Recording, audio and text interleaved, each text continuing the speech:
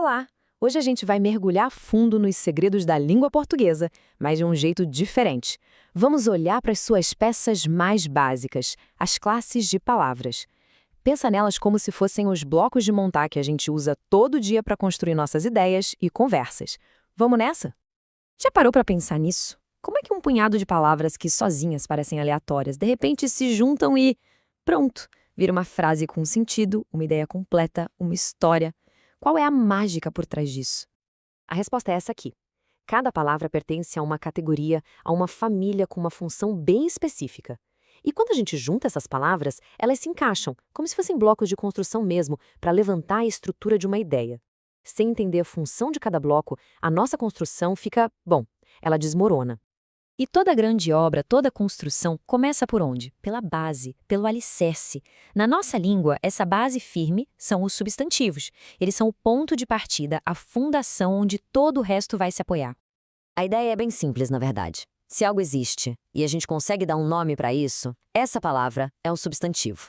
É a classe que nos permite colocar uma etiqueta em absolutamente tudo no universo, do que a gente pode tocar ao que a gente só consegue sentir ou imaginar. E a variedade é gigantesca. A gente está falando de coisas concretas, tipo homem e pedra, até conceitos super abstratos como beleza e coragem. Até mesmo uma ação como estudo, ou seres que talvez nem existam como Deus ou fada, tudo isso ganha um nome através de um substantivo. Agora, olha só que truque interessante da nossa língua. O artigo, aquela palavrinha tipo o ou a, tem o poder de transformar quase qualquer outra palavra em um substantivo. Pega um verbo, como fazer. Sozinho é uma ação. Mas se a gente coloca o artigo na frente, o fazer é mais importante que o esperar. Pronto. A ação virou a coisa em si, virou um conceito. O nome técnico para isso é derivação imprópria. É uma baita ferramenta. Certo. Então, os substantivos são a nossa base, a estrutura. Mas uma casa só com tijolo e cimento é meio sem graça, né? Falta a pintura, a decoração. E é aí que entram os adjetivos. Eles chegam para dar característica, qualidade, para dar vida e cor para a nossa construção de ideias. E este exemplo aqui é brilhante para mostrar o poder da posição de uma palavra. Olha a diferença. Se eu digo candidato pobre, a gente está descrevendo uma condição financeira. É um fato. Agora, se a gente inverte e diz pobre candidato, a palavra pobre muda completamente de sentido. Não tem mais a ver com dinheiro, e sim com um sentimento de pena. A mesma palavra, dois significados totalmente diferentes só por mudar de lugar. Incrível, né?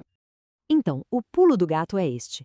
Existem adjetivos que são tipo uma fotografia. Eles descrevem fatos. Carro preto, turista japonês.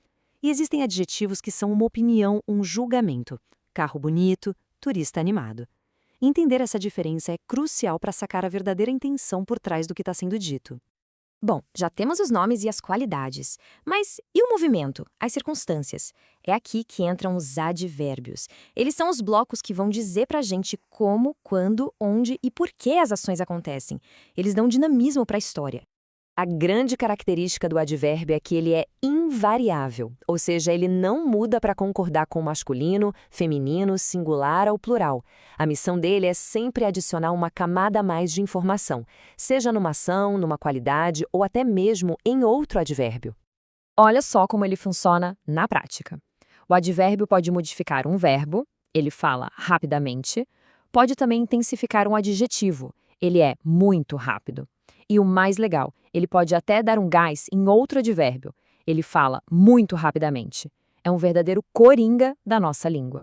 Agora que a gente já montou as peças maiores da nossa construção, vamos olhar para as pecinhas menores. Aquelas que parecem detalhe, mas que ligam tudo e dão a precisão final. Coisas com artigos e numerais. Pequenos no tamanho, mas gigantescos no impacto. Presta atenção nesta frase aqui.